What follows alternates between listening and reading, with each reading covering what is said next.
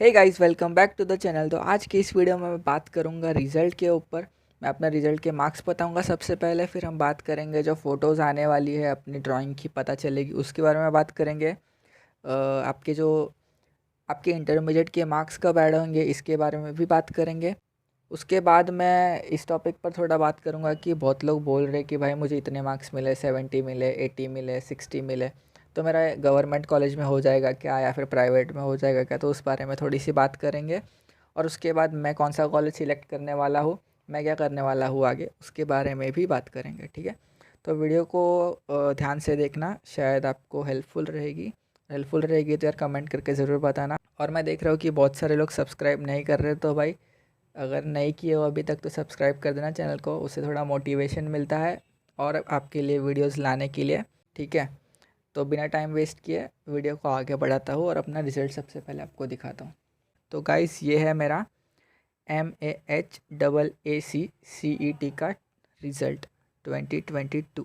ठीक है, तो सबसे पहले देखते डिज़ाइन। तो डिज़ाइन में मुझे मिले हैं 35/50, जो कि मैंने एक्सपेक्ट नहीं किए थे, बट मुझे बहुत ज़्यादा मिले। मैं 30 तक ही एक्सपेक्ट कर रहा था, बट अच्छे मिल गए मुझे डिज़ाइन में। ऑब्जेक्ट ड्राइंग में मुझे मिले हैं 28/50। ऑब्जेक्ट ड्राइंग में थोड़े से ठीक है, कम मिले हैं, पर ठीक है, इतना भी कम नहीं है। मेमोरी ड्राइंग में मुझे 29 मिले।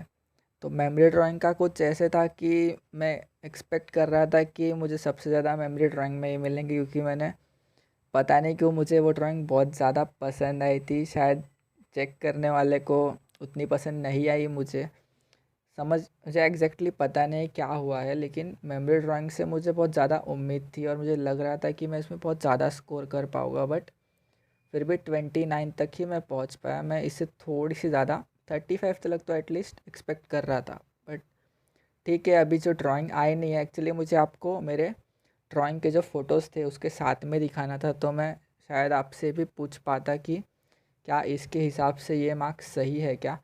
तो अगले वीडियो में जब भी वो आ जाएगा तो मैं आपको वो अपडेट कर दूंगा और आपको मार्क्स भी दिखा दूंगा। आप भी मुझे थोड़ा कमेंट करके बता देना कि उस हिसाब से मार्क्स सही मिले हैं या नहीं मिले। और आप मुझे इंस्टाग्राम पे भी मैसेज करके कनेक्ट हो सकते हैं, वहाँ पर भी हम अपनी फ़ोटो शेयर करके बात कर सकते हैं। ऑलरेडी बहुत सारे लोग मुझसे बात करते हैं इंस्टाग्राम पे।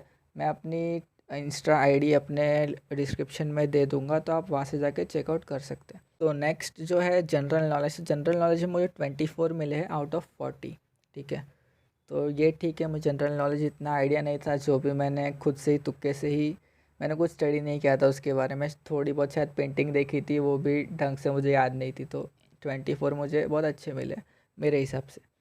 और उसके बाद इंटरमीडिएट के जो ग्रेड एग्ज़ाम्स के एग्ज़ामिनेशन के मार्क्स है वो अभी तक ऐड नहीं हुए।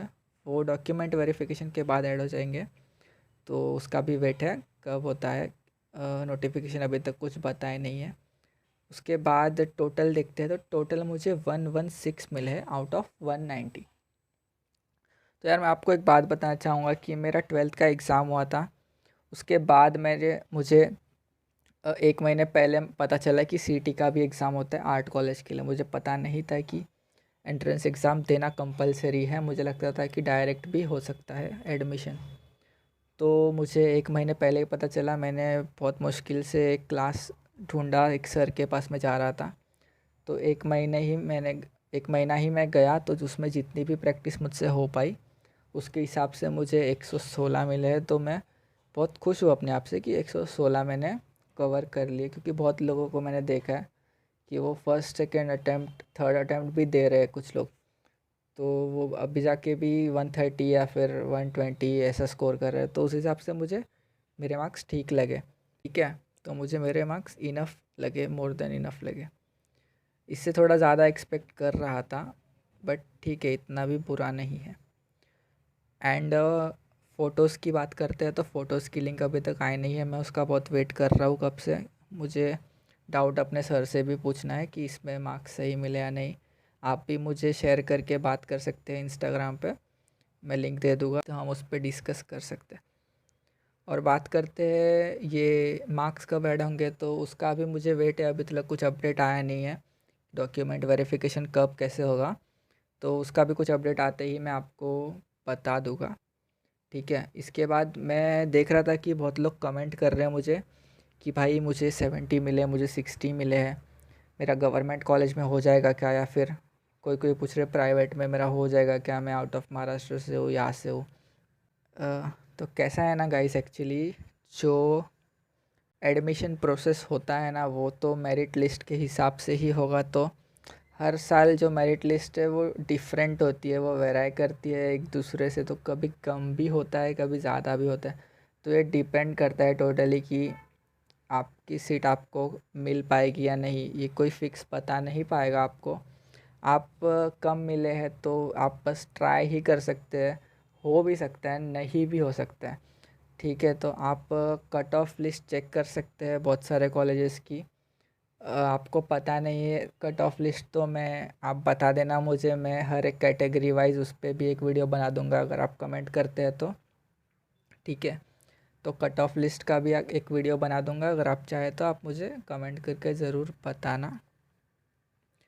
तो अगर आपका अच्छा मार्क्स मिला है तो यार हो जाएगा आपका गवर्नमेंट कॉलेज में। गवर्नमेंट कॉलेज में थोड़ा सा रैंक हाई जाता है, क्योंकि कट ऑफ हाई जाता है, क्योंकि वहाँ पे फ़ीस थोड़ी कम होती है। एंड मेरे ख्याल से वहाँ पे ज़्यादातर बच्चे प्रेफर करते हैं जाना, इस वजह से वहाँ पे कट ऑफ बहुत हाई निकल जाता है। प्राइवेट कॉलेजेस में सीट्स भी थोड़ी ज़्यादा होती है और वहाँ पे कोई ज़्यादातर कोटा नहीं होता है। गवर्नमेंट कॉलेज में कोटा भी ज़्यादा होता है, तो उस हिसाब से सीट्स भी थोड़ी सी कम होती है, इस वजह से थोड़ा मुश्किल होता है, ठीक है। तो थर्ड पॉइंट पे आते हैं, मेरा प्रेफरेंस क्या है। तो मैं ट्राई कर रहा हूँ sir J school of art में जाने की। मुझे पेंटिंग में आगे जाना है, ठीक है। तो मुझे BFA इन पेंटिंग करना है, ठीक है, जे में। तो मैंने चेक किया था, मेरा शायद अगर 6 मार्क्स मिलेगा ग्रेड का तो मेरा 122 हो जाएगा। तो मैंने पिछले साल का जो कट ऑफ चेक किया था उस हिसाब से मेरा हो जाना चाहिए जे में, क्योंकि मेरी जो कास्ट है शेड्यूल कास्ट है, तो उसमें कट ऑफ पिछले साल थोड़ा सा कम था, तो उस हिसाब से अगर रहेगा इस साल भी तो मेरा हो सकता है पेंटिंग में, ठीक है। वो भी श्योर नहीं है, क्योंकि इस साल का कट ऑफ भी डिफरेंट हो सकता है, हायर भी हो सकता है, ठीक है। तो ऐसा रहता है। तो मैं ये ट्राई करूँगा, अगर ये नहीं हो पाता है तो मैं 1 साल विदाउट एनी डाउट फाउंडेशन का कोर्स कर लूँगा, ठीक है। फाउंडेशन के कोर्स में बेसिकली क्या होता है, आपको जितने भी कलर स्कीम में फिर ऐसा सब रहता है, आपको जितने भी कलर स्कीम हो गए, 3D ड्राइंग हो गई, ऑब्जेक्ट ड्राइंग हो गई, स्टिल लाइफ हो गई, या फिर पोर्ट्रेट हो गया, ऐसी बहुत सारी चीज़ें आपकी, ऑब्जेक्ट ड्राइंग हो गई, बहुत सारी चीज़ें आपकी कवर हो जाती है। और असाइनमेंट्स कर करके आपके हाथ भी बहुत साफ़ हो जाते हैं पहले से ज़्यादा। तो उसके बाद CET में आपको बहुत अच्छे मार्क्स मिलने के चांसेस होते हैं। और जब आप एक डिग्री कॉलेज में जाते हैं तो आप एक पूरी तरह से एक फ्रेशर नहीं रहते, आपको ऑलरेडी उस बारे में नॉलेज रहती है, तो आप थोड़ा और बेहतर सीख पाते हैं। तो ये एक एडवांटेज है फाउंडेशन कोर्स करने का, ठीक है। तो मेरे सर ने भी मुझे यही एडवाइस दी कि अगर ट्राई कर ले, क्योंकि मेरा मन था ट्राई करने का, तो मैं ट्राई कर लिया। अब देखते हैं एडमिशन हुआ तो ठीक है, नहीं तो मैं फाउंडेशन कोर्स भी कर सकता हूँ। तो गाइस सबको कॉन्ग्रेचुलेशंस।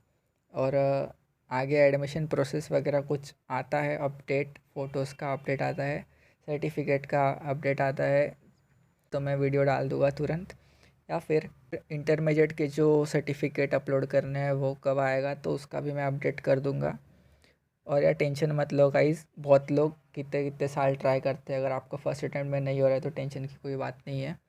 मैं खुद टेंशन नहीं ले रहा, 1 साल आपका वेस्ट नहीं होगा, आप कुछ भी उसमें प्रैक्टिस कर सकते हैं। फाउंडेशन कोर्स करेंगे तो बहुत ही ज़्यादा बेटर रहेगा मेरे हिसाब से, ठीक है।